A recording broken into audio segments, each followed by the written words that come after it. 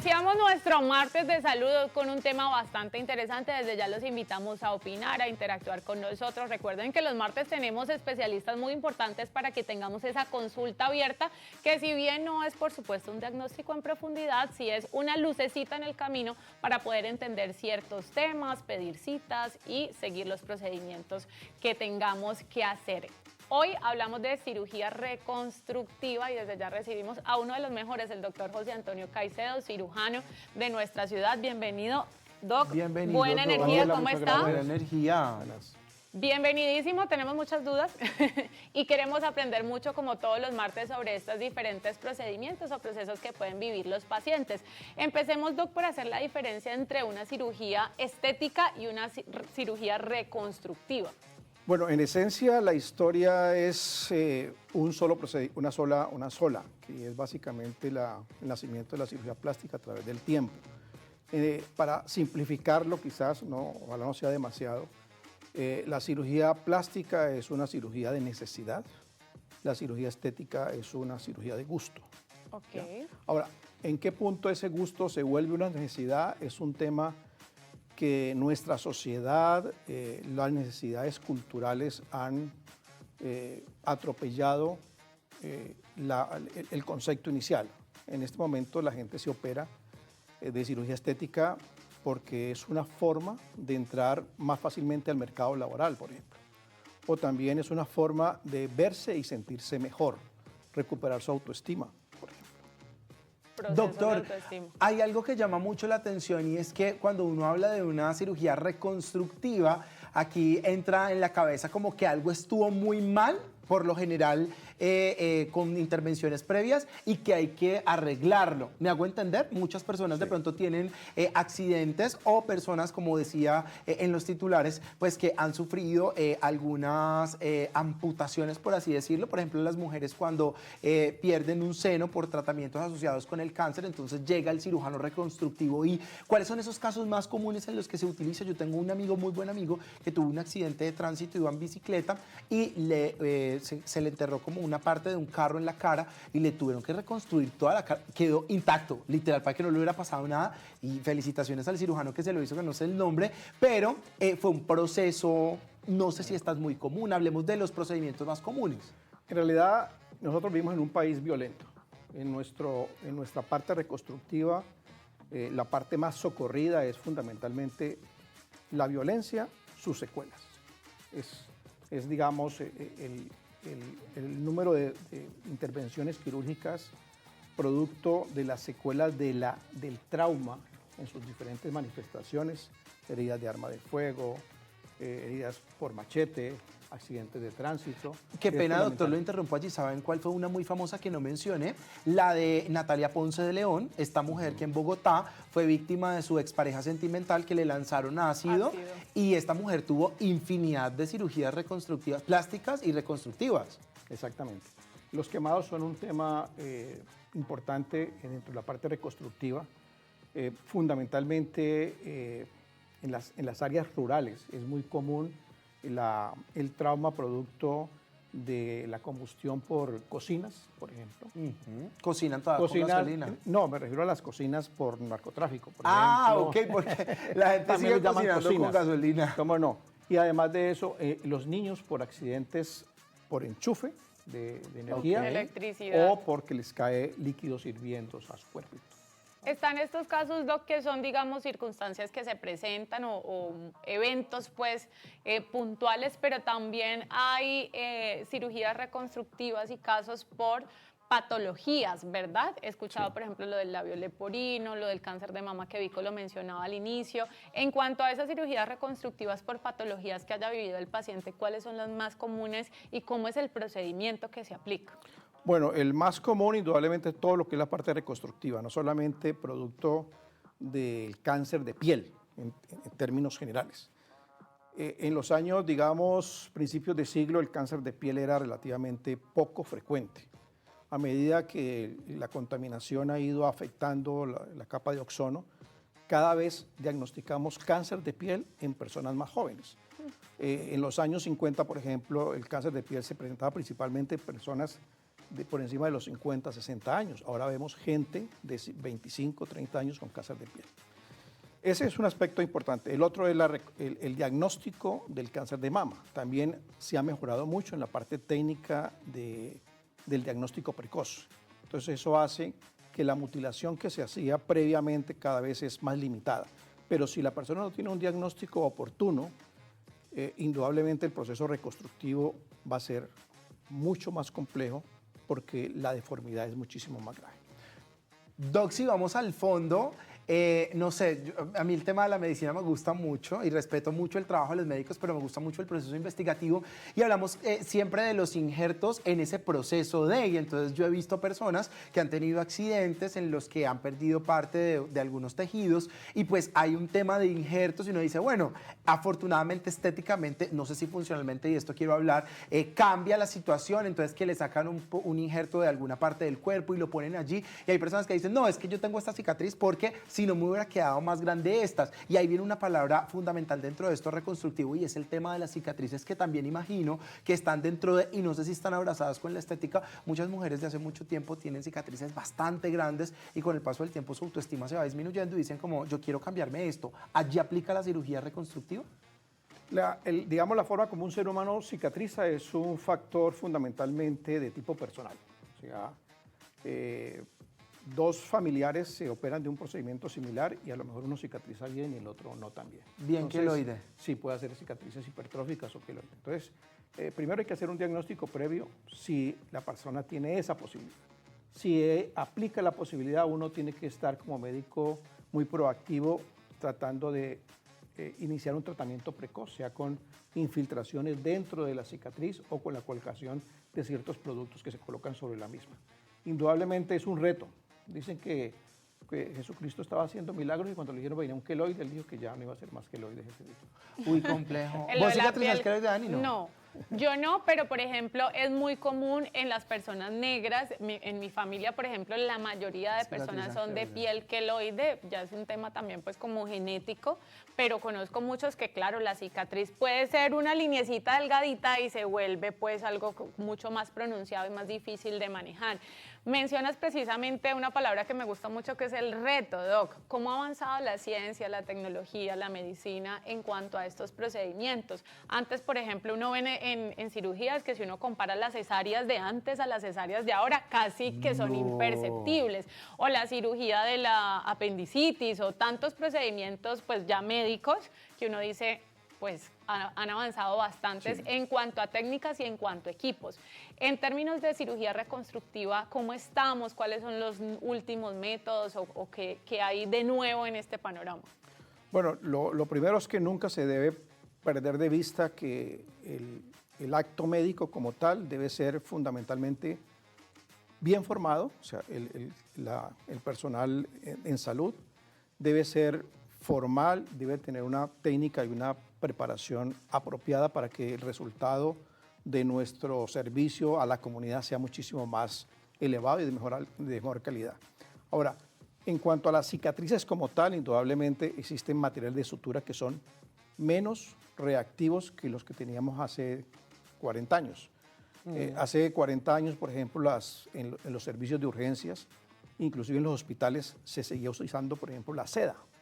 La seda, que es un material que además de ser trenzado, produce muchísima reacción tisular y fuera de eso, el riesgo de infección es más alto. La seda ya prácticamente no existe. Obsoleta. Sí, está completamente obsoleta. Los instrumentos quirúrgicos, cada vez utilizamos instrumentos más finos, más adecuados. La implementación de la microcirugía, por ejemplo, es un factor fundamental para mejorar inclusive con cirugías menos invasivas que lo que estamos obligados hace años a hacer. Doctor, esta pregunta pudiera ser muy compleja y a la vez muy fácil de responder. ¿Todo se puede reconstruir? O sea, yo pregunto porque hay personas que de pronto perdieron la esperanza con algo que les sucedió. Hablemos de quemaduras. Hace poco en este país fue noticia una mujer en Bogotá que trabajaba en un restaurante. No sé si estamos en la misma sintonía, si no les hacemos como un panorama a nuestros televidentes. Una mujer trabajaba en un restaurante y como parte del show ella tenía una manipulación de fuego. Infortunadamente, este fuego llegó a su cuerpo. Ella tiene bastantes quemaduras y empieza ese proceso de recuperación en el que pierde algunos dedos y se se quema gran porcentaje de su cuerpo. Y ella dice, yo perdí la ilusión, realmente no sé si hay la posibilidad de... Y entonces allí me surge la pregunta de si todo se puede reconstruir o hay procesos en los que definitivamente no hay forma. Yo quisiera decir que sí, pero la verdad que Ah, la usted medicina... muy bueno. Pero quisiéramos decir de que sí, pero la verdad es que hay que reconocer ciertos límites de la ciencia y de nuestras capacidades. Por ejemplo, una quemadura tan extensa depende de varios factores. Primero, la profundidad de la quemadura. Entre más profunda sea, más daño produce, más cicatriz hipertrófica o más queloide puede producir. Y por supuesto, para tú reconstruir un cuerpo que se ha quemado en más del 50%, necesitas otro 50% para cubrir con injertos. Si es una persona con una quemadura de un 60-70%, estamos en graves problemas. Entonces ahí vienen, por ejemplo, ciertos aditamentos, como por ejemplo la piel de cerdo liofilizada, la piel de cadáver, por ejemplo, que algunas veces se utiliza, pero no tenemos la posibilidad de decir todo se puede reconstruir. Y ahí me entra otra pregunta rápidamente, Doc, y es si solamente lo externo se puede reconstruir o hay cirugía reconstructiva de órganos internos. Sí, claro, lo existen. Por ejemplo, ya los trasplantes son una forma de reconstruir. Ah, ok. Por ejemplo, el trasplante cardíaco, trasplante de hígado, son formas de modificar una estructura anatómica interna a través del aporte de un tejido, digamos, donado por alguien. Ajá. Doctor, usted con tantos años de experiencia, me imagino que ha atendido a cientos de pacientes y ha visto pues cantidad de casos de todo tipo, interior, exterior, de estas cirugías que se hacen a consecuencia pues de patologías, otras por eventos externos, y seguramente se ha encontrado con muchos casos. ¿Recuerda alguno que lo haya marcado, que usted diga, esto fue todo un reto y logramos este resultado? Pues mira, yo creo que el efecto más impactante para mí como médico han sido las malformaciones congénitas. Cuando una pareja procrea un niño, sus expectativas son altísimas y usualmente desean que su hijo sea perfecto. Claro. Cuando nace un niño con una malformación es un impacto terriblemente negativo para ellos como pareja. Pero el problema no solo se circunscribe a ellos como pareja y a su entorno familiar, que usualmente es fuerte. El problema es que esa criatura va a sufrir un estigma durante toda su vida. O sea, no es como cuando tú tienes una patología como una apendicitis, te la quitan y te curas. Un niño que nace con una malformación congénita es esclavo de su malformación toda la vida. Así que yo manejé la clínica del labio y paladar del Hospital Departamental durante muchos años y cada pacientico es una historia y cada cirugía realizada es una enorme gratificación cuando tú ves a ese entorno familiar, a esa madre cómo recibe a ese niño que ya no tiene su fisura facial. Doc, ¿uno cómo puede definir el éxito de una cirugía reconstructiva? Digo, desde lo funcional, pero también desde lo estético, una persona cuando considera que recuperó quizá parte de lo que había perdido, de lo que no estaba bien. Tú comenzaste la pregunta como la debe uno como médico evaluar, es decir, primero para nosotros es la función. Nada te ganas tú con tener una parte de tu cuerpo bonita, pero que no te sirve. Entonces, para nosotros lo más importante es primero restaurar la función. Si en ese acto de restaurar la función logramos que sea estéticamente agradable, creo que nos debemos sentir bien servidos. Bien servidos. Hay preguntas de nuestros televidentes que están muy activos a través de nuestro canal de WhatsApp. Doc, ya se la vamos a extender.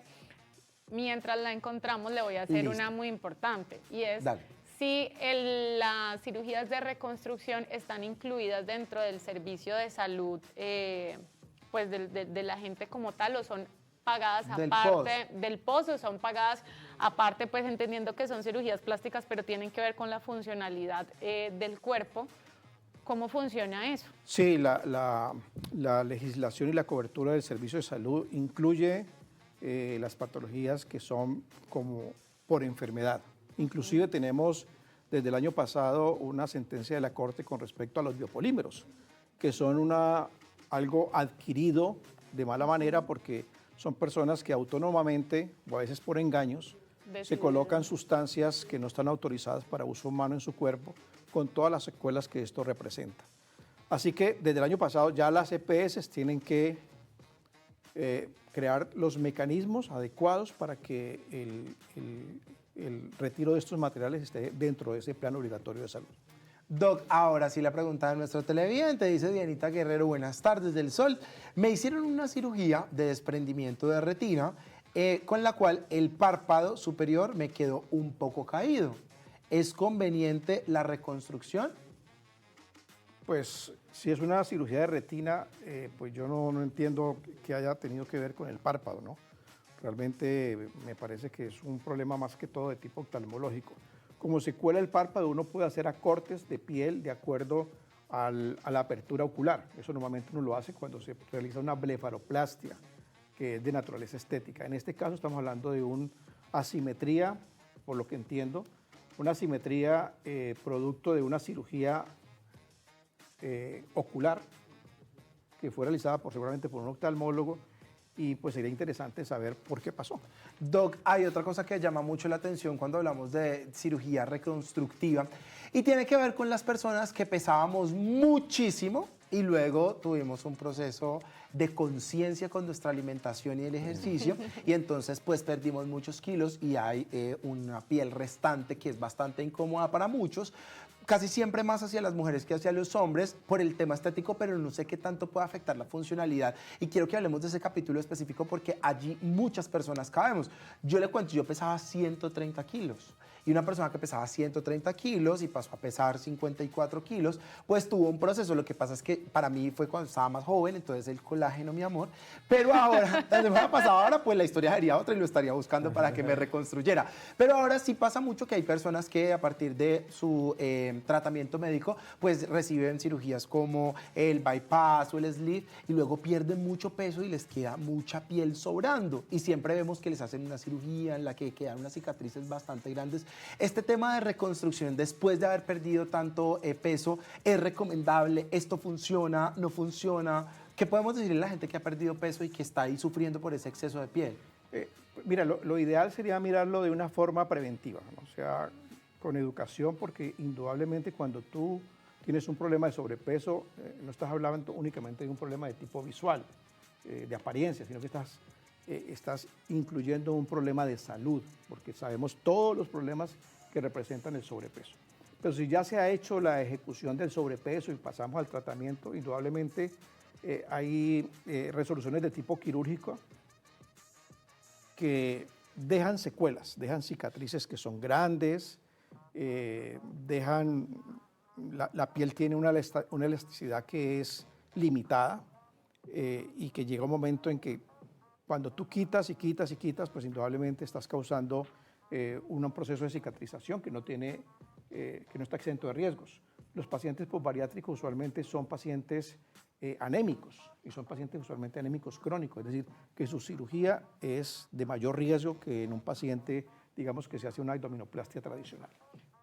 Doc, ya que usted menciona lo de mayores riesgos, me gustaría mucho saber quiénes o qué tipo de pacientes no son aptos para ciertas cirugías reconstructivas. ¿Hay algunos factores de riesgo que, digamos, le hagan pensar a una persona, no, yo definitivamente no me puedo someter a este procedimiento? Sí, claro. Fundamentalmente, una buena historia clínica nos va a abrir los ojos con respecto a cuáles son los factores de riesgo. Ese es un punto importante. Y el otro es qué se va a hacer la persona.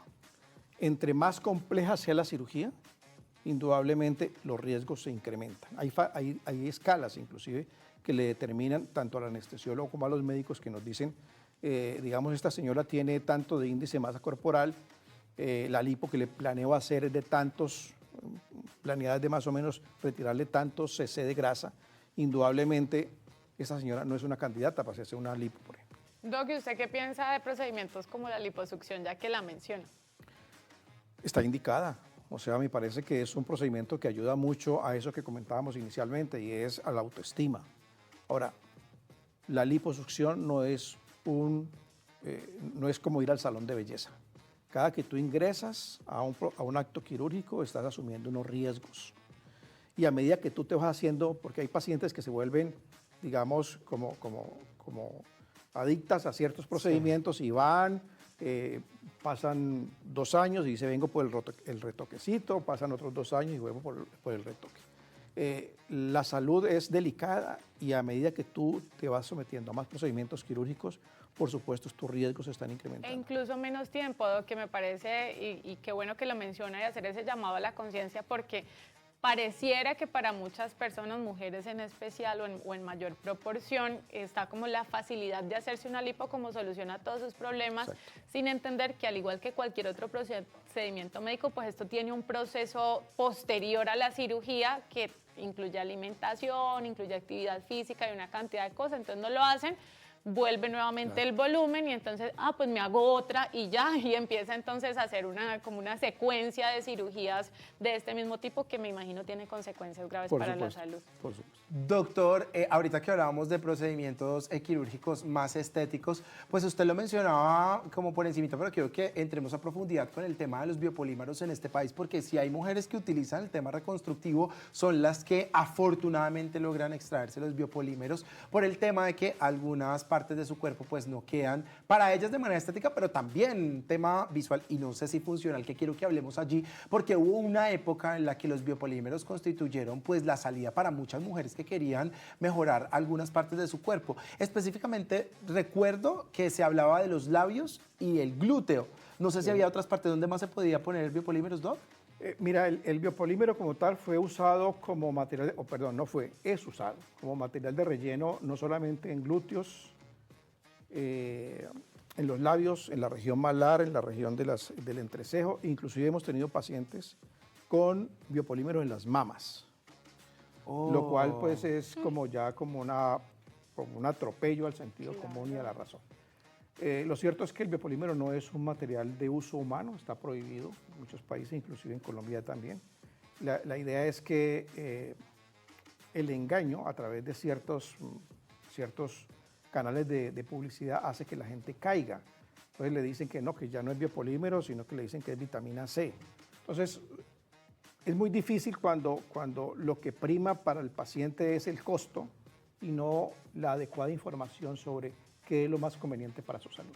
No, incluso usa un término que me parece muy pertinente y es un atropello a la conciencia y al sentido común, porque hubo muchas noticias en esta época que menciona Vico de la realización de estos procedimientos en lugares que no eran al menos un consultorio médico con personal que no estaba calificado, que no estaba formado. Al inicio de esta conversación, el doctor José Antonio nos mencionó algo muy importante y es que lo primero para poder hacer este tipo de procedimientos es la formación médica de manera profesional, de manera ética, para poder brindar a los pacientes pues toda la seguridad o al menos una gran seguridad, porque siempre habrá pues un porcentaje de riesgo de que pues lo que se vayan a hacer salga de la mejor manera. ¿Cuáles son sus consejos entonces, Doc, para todos nuestros televidentes que hasta ahora nos están viendo, que como algunos que nos han preguntado estarán diciendo, ¿será que esto aplica para una cirugía reconstructiva? Tiempos, ¿cuáles son esas recomendaciones, tanto de prevención como del momento? Bueno, mira, yo lo que percibo es que, sobre todo a medida que los medios como el Facebook, el Instagram, impactan de una manera muy importante a la comunidad, la gente busca más que información de tipo asertivo, científico, busca fundamentalmente noticias en Facebook, ¿no? Sí. Entonces, digamos, el que se publica mucho en Facebook puede ser un excelente profesional, yo diría, no tengo ninguna razón para pensar nada diferente. Pero yo creo que las personas deben orientarse fundamentalmente por la cualificación del profesional que las va a operar. Su experiencia, su formación, porque creo que todo paciente tiene derecho a preguntarle, doctor, ¿usted dónde se formó? ¿En qué universidad? ¿Qué experiencia tiene? O sea, eso creo que nosotros como profesionales tenemos la obligación de abrir nuestra hoja de vida a nuestros pacientes, porque es que eso es un derecho, ¿sí? Entonces, cambiar el chip de la gente que se informa mal. Que la gente comencemos a informarnos adecuadamente, averigüemos bien quién nos va a operar. Es que nada nos cuesta con hacer un poquito de investigación sobre quién es el profesional. Segundo, hacerlo en sitios adecuados en cuanto a la tecnología, que estén habilitados por la Secretaría de Salud. Y no pensar que haciéndose muchas cosas es como cuando vamos a la peluquería, nos cambiamos el color del cabello, nos hacemos, no. Entrar a la cirugía implica unos riesgos que deben ser muy bien mesurados por el personal de salud.